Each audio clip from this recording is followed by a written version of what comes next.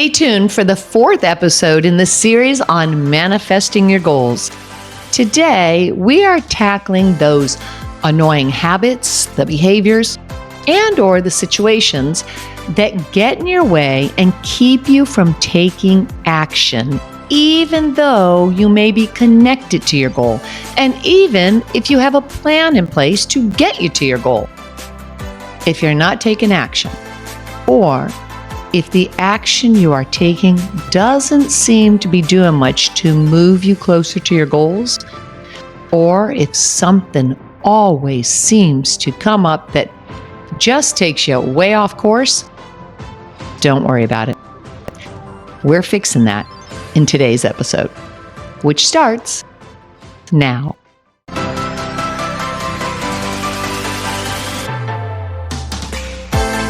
Welcome to Shift or Get Off the Pot, the podcast that helps you get out of your head and into action so you can make your dreams your reality. Let's get to it.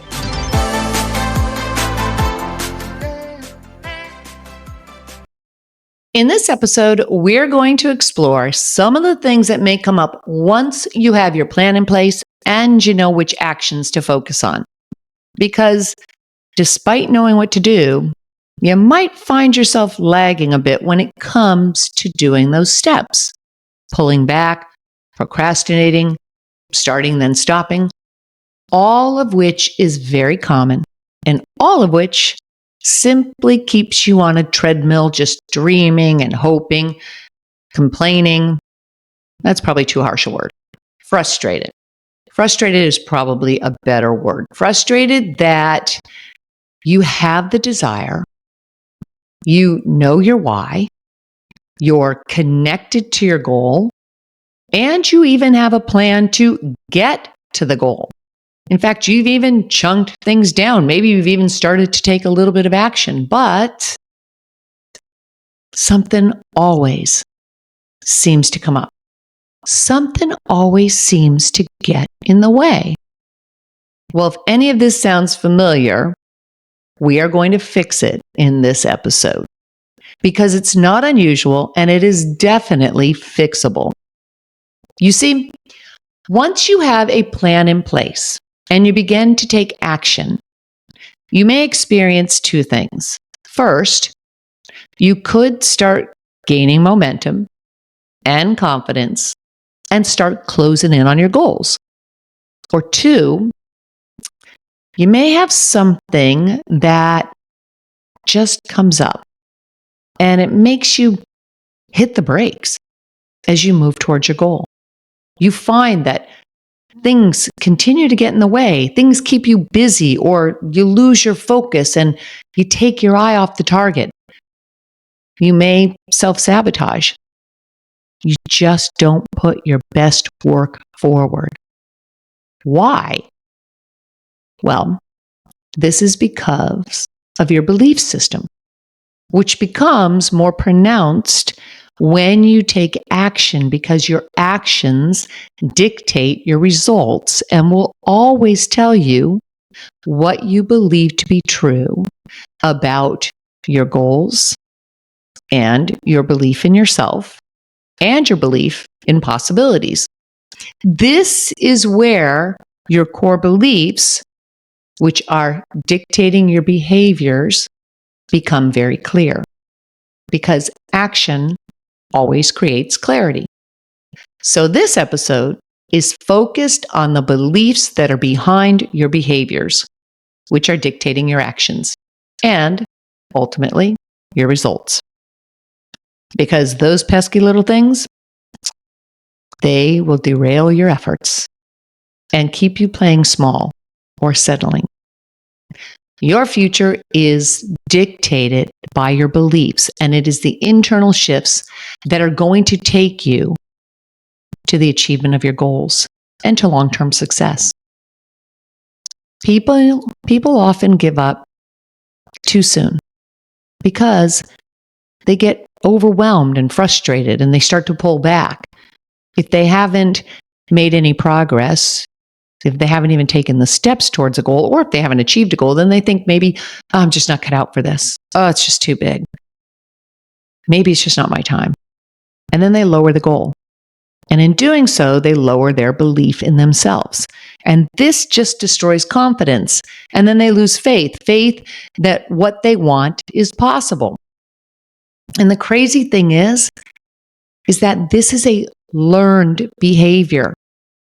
This lack of belief is not how we come into this world. We've been so conditioned to believe that success happens outside ourselves when the reality is that success happens from the inside out. We all come into this world with a profound desire for achievement. I think about this anytime I am with my granddaughter.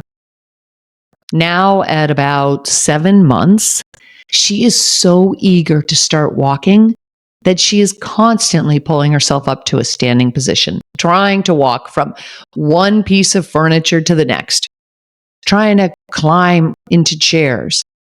And when she falls, she just gets right back up and tries again with absolutely no concept of whether or not she's going to be able to do it or whether or not she's doing it right. It's just a matter of practice. Practice, practice, practice. She's motivated and she's determined. Well, it is hard to remain consistent with anything if you're not motivated. And motivation comes more readily when you're making some progress. But how do you get there if you're constantly holding yourself back? And you're not even aware that you're doing so. Instead, maybe you think that things are outside of your control and they just get in your way. Something always just seems to pop up that demands your attention. Or maybe you know that you are delaying your goals, that you're not taking that action, but you don't know why, or you don't know what to do about it. Well, then it almost becomes this catch-22 because you know results will boost your confidence and lead to some momentum and help you realize that what you want is attainable and that you can achieve it. Yet, if you had more confidence and belief in yourself and your abilities, well, then you'd naturally be taking action and having the results. But like so many things that stand in the way of achieving what you truly want, rarely is it the thing that you think it is. And that's annoying because you can't deal with something if you don't know what it is. And these sneaky little patterns of behavior are usually not that obvious. But wow, can they derail your success? And they operate below your conscious awareness. Our beliefs are a powerful driver of our behavior. And it's up to us to become aware of the beliefs that are getting in our way. Because only then can we decide if we want to change them.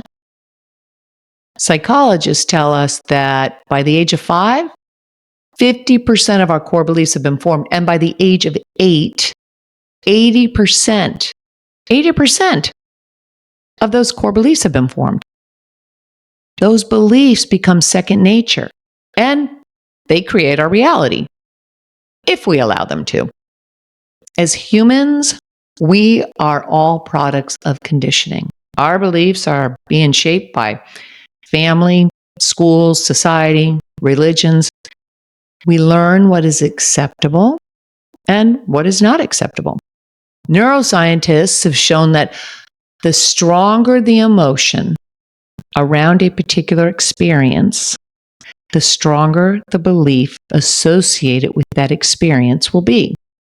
This is interesting because this is why two people can grow up in the same family, yet form very different beliefs about an experience. So, for example, let's say you're 14 years old and you watch your parents argue over money, the spending of money, the budgeting of money, whatever. They argue over money. Your 17-year-old brother is working and he has money in his pocket. In fact, he just bought a new car. Your parents' money issues do not have the same impact on him. So he may not be forming a limiting belief around money. He might not be linking money to anger, whereas at 14, what you're witnessing might cause you to link money to anger. Now, on the flip side, you can use the power of emotion to help you achieve your goal because it strengthens your belief that the goal is real and achievable. Beliefs are just mental constructs that influence our thoughts, our feelings, and our behaviors. And they can limit us, or they can empower us. So then the question is, how do you form new empowering behaviors? Well, if you've got the goal in place and you got the plan in place, but you're not taking action, that is a key indicator that your belief is waning, yes. And so when you can be honest about this, then you can take the steps to change those core beliefs. And what are those steps? Well, it starts with first awareness. You have to pay attention to your behaviors. If you created the plan to get to your goal, the plans that we just went through in the previous episode, and you've got things all laid out, but you're not following through on it, then you're either not connected to the goal or it's just not that important to you.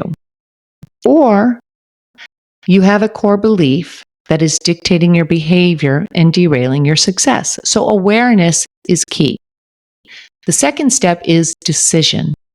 You get to make the decision if you're just done, if you've had enough, and if you're ready to finally make the changes necessary and get on with creating the life you want and achieving those goals. Get on with taking the necessary action steps rather than getting caught in busy work or excuses. Once you have the awareness, then you can make the decision. The third step is that you want to use cues and you want to implement cues that can help you recognize the behavior and then change that behavior. And finally, you repeat the new behavior frequently until it becomes routine and it's ingrained in you. Because really what you're doing is creating new neural pathways and replacing a limiting belief with a new empowering belief. And subsequently, a new behavior. So let's walk through a scenario so I can illustrate this for you. If you've been trying to save money for a down payment on a home, let's use the example that we used in the previous episode of purchasing a home. So now you're trying to save money for this home, but then you keep having things that pop up that just drain your savings. Well, it would be natural to think it's completely out of your control. And yes, for the most part, there are circumstances that can arise that are out of your control. Maybe you are hit with this huge, unexpected medical expense or a car expense. That would be out of your control, yes, but how you react and what you choose to do moving forward, well, that is in your control. So if the expense drains the $10,000 that you've saved, and if something like this seems to keep happening, maybe on a different level, but something always pops up requiring your attention or your resources, so you can't move forward or you can't seem to save, or you don't have the time or energy to take action on those daily activities that are going to help you to save more money. Maybe it could be that your aging relative needs help daily, or maybe you have to pay for a caregiver. Yeah, those are real issues. And no, you did not invite them based on your core beliefs. These situations happen in life, but you get to decide how you move forward. So, going back to our formula of awareness, decision, cues, and repetition, you'd plug in this situation. So it looks like this. Awareness. Something outside my control has happened that has drained my resources. How many times has something like this happened in the past? Is it frequent? Does this seem to be a pattern? Does something like this always seem to happen every time I try to save money? Does something come up? Now, that would be interesting to look at. That would be something that you would want to pay attention to. Once you've taken an honest assessment, then you can move on to the second step, decision, because now you have the information. And will you decide that there's just nothing I can do about it? That's the way things happen. So I'm going to have to postpone my goal. I'm going to have to change the time frame on my goal. That could be one option. Or, you see, your mind's very powerful. You could decide to replace those funds through upping your activity level by maybe condensing your time frame, setting your mind on the goal of accomplishing more in less time, getting creative with ways to bring in that additional money. The decision is in your control, and that in and of itself is empowering. And the faster that you can focus on the solution rather than on complaining or the issue at hand, you start to silence those situations because your focus is on the solution. It becomes proactive, not reactive. And it's putting your mind to work for you. Once you've done that, then you can move on to the third step, which is where we start to implement cues. So here's how cues work. Your goal is to buy the ideal home, right? And you're saving each month. And you're supposed to be doing these activities that enable you to save, but then, right, all these unexpected expenses pop up. Boom. Okay. So the cue could be that whenever you find yourself worrying about these unexpected expenses, like, oh my gosh, I've been trying to save this money, but once again, something just happened and now I've got to use that money for something else. That could be a cue whenever those thoughts come through to stop and redirect your thoughts. Kind of like redirecting a child when they have a meltdown, right? You're going to redirect and shift your focus. So if you're saving for the new home, these worrisome thoughts come up and you start to think, oh my gosh, I don't know how I'm going to do this. How am I going to get ahead? I don't know when I'm going to be able to do this. It's going to be another year or two. No, instead, you want to use that as a cue to start looking at the images of your ideal home. Look at those images and be thankful that right now you do have some money to handle all these other issues that are arising. Why? Because that's going to happen when you're a homeowner. You're going to have some of these expenses that just pop up. That's part of being a homeowner. And so if you can use a cue like this, it helps you to diffuse the anxious, negative energy and replace it with more empowering thoughts and energy. The cue could be, each time you have to pay a bill, you imagine yourself paying the mortgage on your new home. The idea is to get into the energy and emotion of what you want, reinforcing the belief that you'll achieve it. And you'll achieve it when you want to achieve it. Remember, we've set deadlines to these, right? Another example of a cue could be, let's say that you want to get physically active, but you just keep putting off going to the gym or going for a run. It's too cold, it's raining, you're too tired, whatever it may be. Well, once you've realized that you're putting things off, right? You've got the awareness, and you realize that you just make these excuses. And now you've made a decision. You've gone to the second step. You've made a decision to pay attention when you're making the excuse and to change that behavior. Your cue could be as simple as standing in front of an elevator. And anytime you find yourself in an elevator, you say, this is my cue. I got to take more action. I got to get more physical. So I'm going to use the stairs instead. And then you start to repeat that behavior. And you repeat it and you repeat it. And when you do that, the stronger your beliefs become that what you plan to accomplish is possible, which that just causes you then to start to take the actions necessary to achieve your goal because you're starting to believe that it's possible.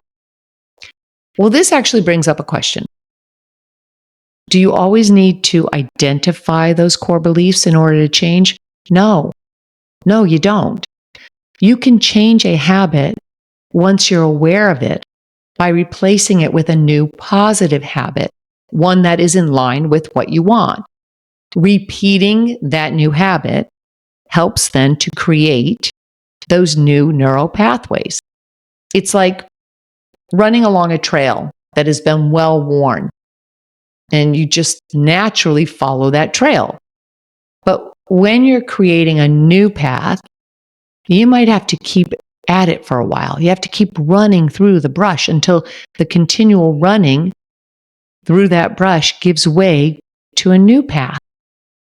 And what typically happens through the action that we're taking, because action creates clarity, just by stepping out in that action and starting to exercise a new habit, you'll probably gain awareness of those core beliefs and where they stemmed from. I have a client who I'll call Allison, and her story illustrates this beautifully. She had this big goal of expanding her health and wellness company online so she could help more people. This, of course, meant that would bring on more clients, more impact, and more money. And she had the goal of breaking the $1 million mark in her business. But every time she'd start down the path to hiring an ads manager or getting the help that she needed, bringing on a copywriter or a virtual assistant to help her set things up, she'd stop. And she would just get busy with a project that was completely unnecessary, something like remodeling her office. Or she'd go out shopping for a new car, even though she didn't need it. Or she'd register for a training, anything that just took her focus off the process of expanding her business, running the ads, those money-making activities. Well, after a few months of doing this, she finally had enough. And she realized, okay, I am just blocking my success here. I'm getting in my own way. She had a plan and she knew which actions to take, but she wouldn't do them. This is the first part of the formula to gain that awareness.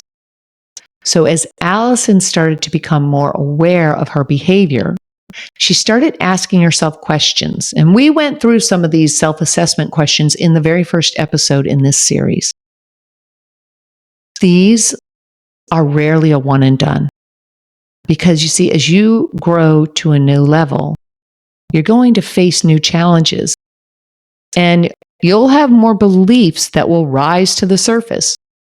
So in Allison's case, she started to remember that her dad had always told her that no matter what you do in life, someone always gets the short end of the stick. Now, Allison said that she never thought she paid much attention to that saying until she realized it was dictating her behavior and her inaction. Her dad had grown up during the Depression when resources were limited, and he continued to hold on to that scarcity mindset, but it didn't have to become hers. Allison, though, had linked an abundant lifestyle as something that only came at the expense of others. Now, though, she had the awareness that she wasn't taking action and it was going back to this core belief. Now she could move on to the second step in the behavior formula, which is decision. She could make a decision. Is this a belief that she could get on board with? Or is it a belief that in her experience wasn't true? And when she decided it was not true, and she knew plenty of people, she looked for evidence and found plenty of people that were living an abundantly blessed life, which enabled them to help others, not take from others, but help others. Well, then she could move on to step 3, and then she could set up the cues to help reinforce a new belief. And she decided that anytime she either met or read or saw an abundantly blessed person, she would silently thank them for proving it was possible, shutting out the past noise from her father's beliefs, and she would take this a step further by taking $10 and setting it aside to donate to a charitable cause. It was her way of flipping her dad's script from scarcity to a belief that more money meant more impact. Finally, she implemented the fourth step, repetition. She repeated this behavior based on the cues over and over and over again, creating new neural pathways, which then drives new behavior, a behavior that was in line with her goal. Our habits govern our lives, quite literally. They govern our lives. And research shows that around half of all of our daily actions are driven by repetition. This is probably why behavioral scientists and psychologists spend so much time writing about how to establish and keep positive habits.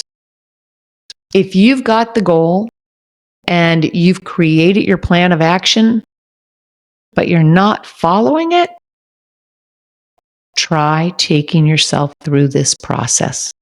Awareness, decision, cues, and repetition. You'll get there. There's always a way. Situations are always going to arise. Unexpected issues will pop up. That's just life.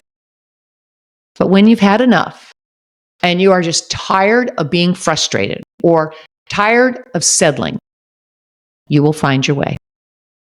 Because anything is possible. And you can do this. I will list these steps down below in the show notes. And I'll be back with you again in a few days with the last episode in this series on achieving your goals.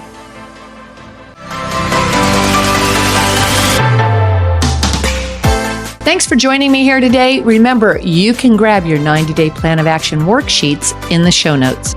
If you like what you hear on this podcast, please consider hitting that subscribe button and join me twice a week for episodes that will help you make your dreams your reality.